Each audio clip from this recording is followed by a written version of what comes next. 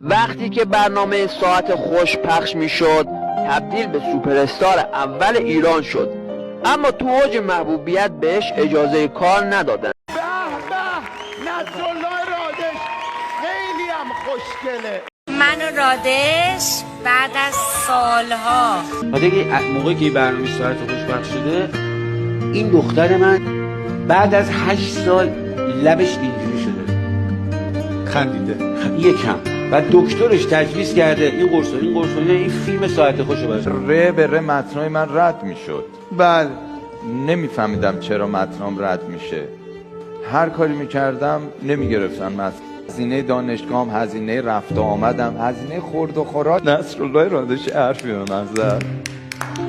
گفت جواد اسمتو ننویس زیر متنت. گفتم چرا؟ گفت بذار من اسممو بنویسم.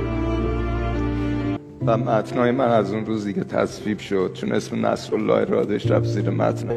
و این از یک قلب بی‌نظیر فقط عبور میکنه که همه سالهاست میشناسیمش. این به نصرالله رادش. حق این مرد نازنینه که بعد از این همه سال زحمتی که برای هنر این مملکت کشیده و بازی‌های درخشانی که تو کمدی داشته، این جایزه واقعا به نظرم لیاقتشه.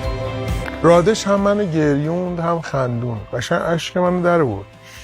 خیلی قلب مهربونی داره. من میخواستم بگم که این واقعا از ته دل منو 2 روز استراد اینجا میخندونه. نصرالله بی‌نظیره. آدم حسابی بودنش تکمیل، کمدیش تکمیل. میگه 60 بار بدی کردی و دیدی ثمرش را 5 بار، چه بد داشت که 1 بار نکردی.